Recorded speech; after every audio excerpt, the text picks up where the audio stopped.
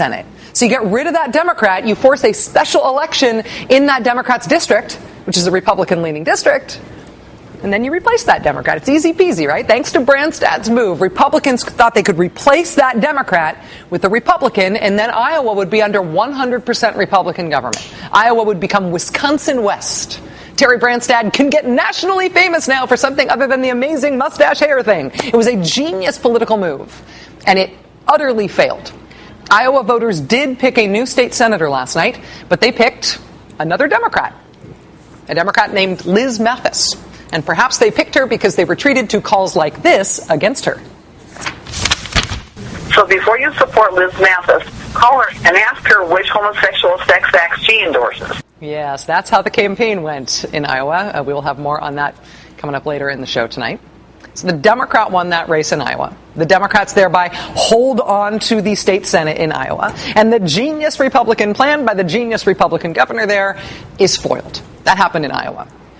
Even though there was national focus on ballot measures in a few different states last night, off-the-radar places like Iowa and New Jersey and Kentucky had some pretty striking results. In Kentucky, a number of statewide office holders were up for election, and it was nearly a clean sweep for the Democrats in Kentucky. Democratic Governor Steve Beshear and Lieutenant Governor Jerry Abramson won re-election by a 20-point margin. Democrats also won the Secretary of State race there, and the state treasurer race, and the state auditor's race, and the attorney general race. Despite some big national guns weighing in on that attorney general race on behalf of the Republican, people like Mike Huckabee, Rudy Giuliani, Sarah Palin, the Republican in the AG's race just got creamed. And in fact, all of those other races. And actually, a quick correction on the Attorney General thing. I have been calling the Republican Attorney General candidate from Kentucky Todd Papool, because his name, as you can see there, is pronounced P''P-O-O-L. I'm told today by sources in Kentucky that it's not pronounced Papool, it's pronounced P-Pool. My apologies.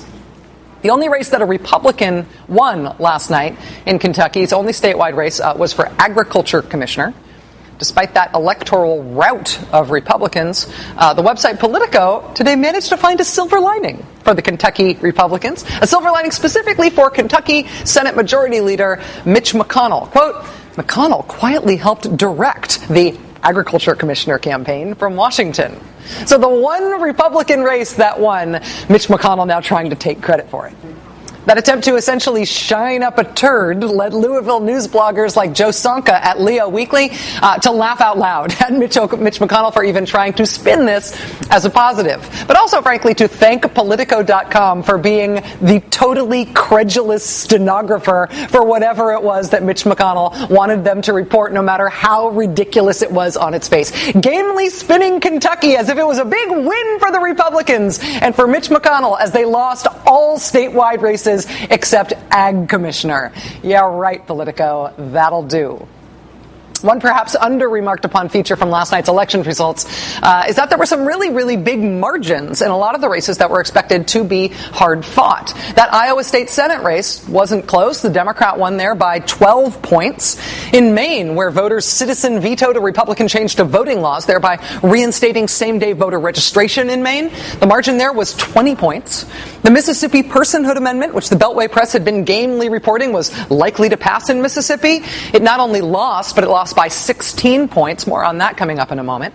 In Ohio, the most high-profile race in the country, the bid to recall the Republican union stripping law there, it lost by 22 points, a blowout.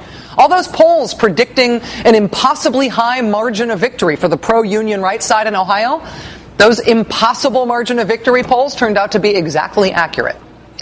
That particular result last night doesn't just have reverberations for Ohio. You're going to hear about the SB 5 vote in Ohio, this vote against John Kasich last night. You're going to hear about this for an entire year in Republican politics, particularly in Republican presidential politics.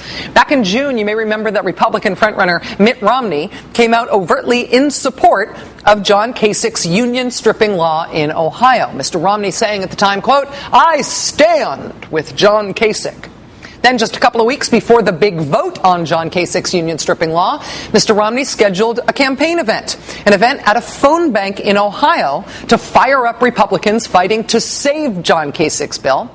At that campaign appearance, Mitt Romney refused to say that he supported the measure.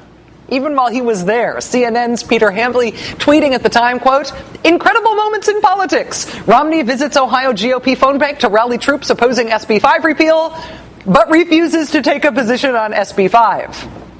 After getting just flogged on the right, flogged in the press for refusing to say he supported this thing even while supposedly rallying its supporters in Ohio, a day later, the Romney campaign came out and said, oh yeah, he's 110% behind it, we guess. So Mitt Romney's last known position on the Ohio union busting issue is that he's 110% for the union stripping bill. Now that thing has lost by 22 points in the polls in Ohio, stay tuned. Maybe we'll get a new Mitt Romney position on it. Even more flabbergasting is the contortion that Mr. Romney is now trying to do on that personhood initiative in Mississippi. Back in October, Mitt Romney appeared on Mike Huckabee's Fox News Channel program, and he told Mr. Huckabee that he, quote, absolutely would support a constitutional amendment establishing the definition of life as beginning at conception.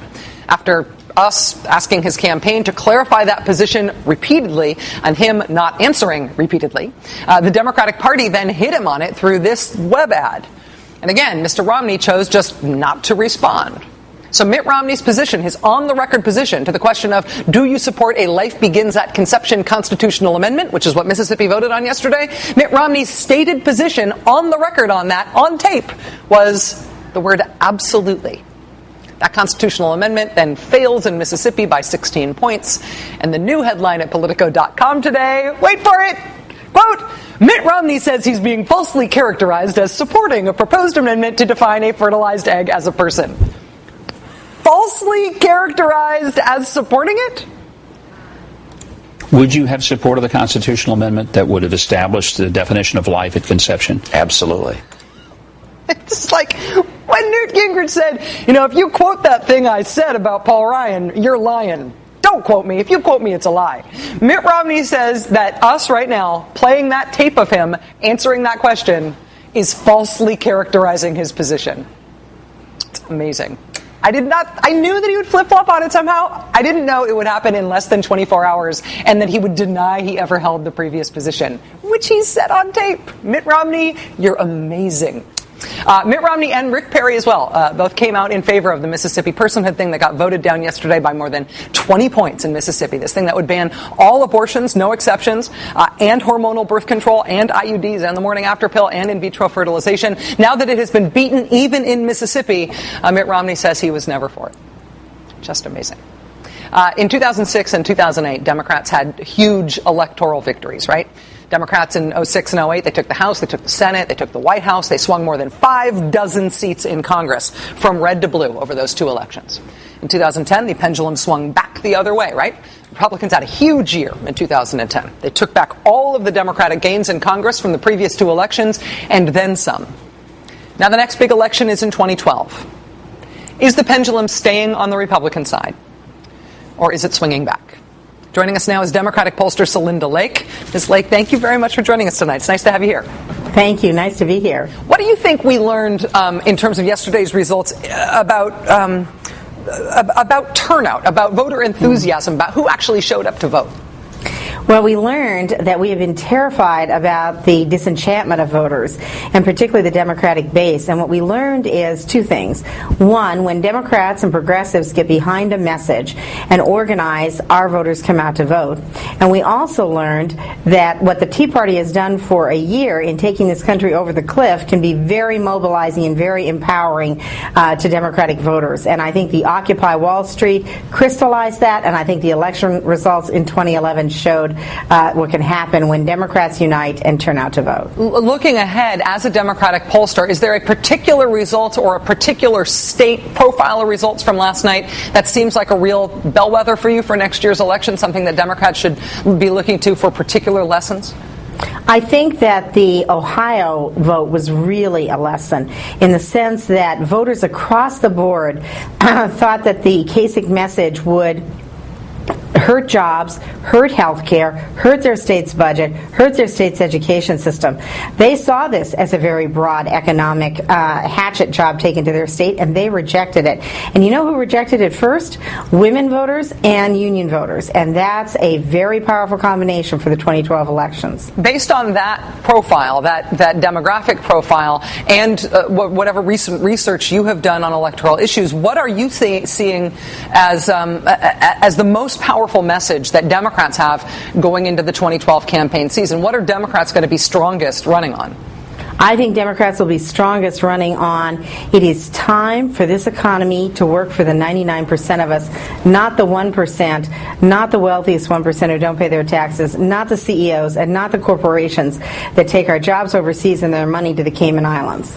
On the issue of the Republican race against President Obama, his re-election race, anything could happen. So I don't want to say that Mitt Romney's going to be the nominee, but Mitt Romney's going to be the nominee. I think you're right. And when I talk to Democrats about that, particularly when I talk to Washington Democrats about that, I keep hearing pushback from Democrats on the idea that Mitt Romney as a flip-flopper is a good way to run against him. There seems to be skepticism on the Democratic side that Mitt Romney's inability to hold a single position on any major issue is a real electoral liability for him. Do you see that as a liability for him, or are people going to need to go after him in a different way from the Democratic side? I think it is a huge liability. Of course, Democrats may be getting confused because they don't know which Mitt Romney to run against. But of all of the Mitt Romneys that we're presented with, when we talked to voters just last week in Michigan, the number one thing they said they wanted was politicians who stood up for something, who fought for it. This man has a different position every night. And it's not just a minor variation. It's a 360-degree change. It's like those Cupid dolls whose heads go around.